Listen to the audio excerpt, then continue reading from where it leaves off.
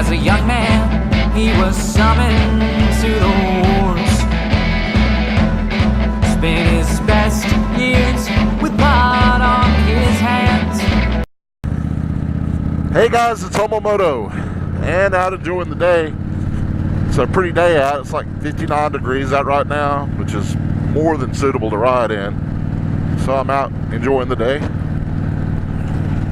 I wanted to talk to y'all about marijuana. And the thing I wanted to talk to you about, I wanted to give my opinion as me, not as like when I was a cop and stuff, but as me. Because I don't use it. I have in the past, I won't lie. I probably will in the future.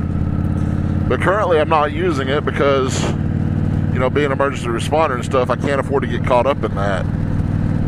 And the reason I don't use it is because it's the law currently. And, you know, that's not a risk I'm willing to take. Although, from past experiences, I definitely like the effects of marijuana versus alcohol. And that's saying something because I love me some tequila sunrise. But recently, some of my family members and friends have got caught up in, I guess you'd say, weed charges. Some are work-related, some are just the system being the system. One of my relatives ended up getting caught up in some marijuana that he legally obtained in Colorado, where he was a legal resident, and he was coming back to visit here, and he got caught with it. But the amount that he got caught with was perfectly legal amount in Colorado, but any amount currently is illegal in Alabama. And now he's looking at some major jail time over something that he bought completely legally in the state he was living in at the time. Law enforcement is so hard going after marijuana that they're ruining people's lives, giving them long-term jail sentences over something you can pick in your friggin' yard. I don't get it. These politicians around here need to pull their heads out of their back ends and realize it's 2018. I'll give you another example. A friend of mine just lost his job because he popped positive on a drug test for something he did at home a couple days beforehand. He wasn't impaired when he took this drug test. He just popped positive. And now he's worried about what his life is going to be like after this drug test because, you know, it's ridiculous. I've had other friends. I worked in the pharmaceutical industry for a little while, and we had people popping positive on drug tests all the time. That's because we made the crap. I don't care what kind of respirators you're wearing, that stuff will seep through your skin. I don't care what your PPE is. You will get a registerable amount just working around the stuff. Because they were able to prove what rooms they were in and making the drugs when they had exposure. Talk about hypocritical. Now, some of the same people would pop negative on marijuana tests that had been using marijuana, but people that hadn't been using, say, hydrocodone bitartrate, you guys know it as Lortab, you know, they weren't even using it. It's just from making it that they popped positive and lost their jobs.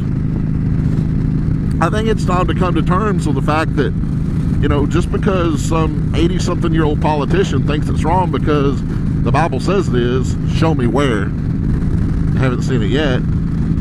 You know, they're going to go by their stance of, no, it's bad, you're not going to have it, we're going to put you in prison for the rest of your life over a little bit of marijuana.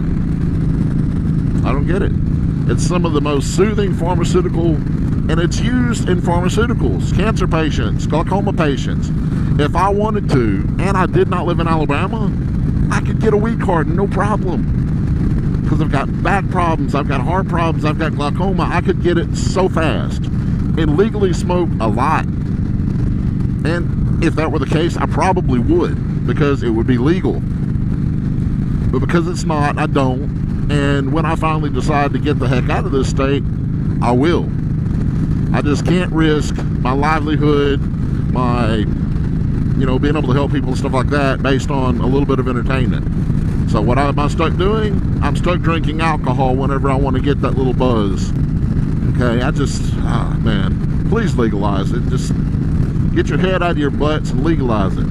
Another thing I want to talk to y'all about is Yogi Bear, you can kiss my butt. Look at my windshield. I finally cleaned it. I have gotten so much flack because I haven't cleaned this windshield in a long time. And yes, my bike hasn't gotten a bath. It didn't get a bath this time either, but I went ahead and cleaned the windshield because I'm tired of people saying I can't see the road. You can see it now. So, yeah, Yogi, I cleaned it for you so you'll stop griping about my windshield. That, and I can see better, and I probably should have done it a long time ago. I still didn't clean my visor, though. I need to do that. But my bike's getting a bath next week when the weather gets good again. I'm going to give it a complete bath, rough all the chrome. This bike's got a lot of chrome on it. You know, make it look pretty again. Love my bike. It's my baby. One other thing. Guys, if you're wearing earrings and you got a tight helmet like mine, yeah, you might want to take it out.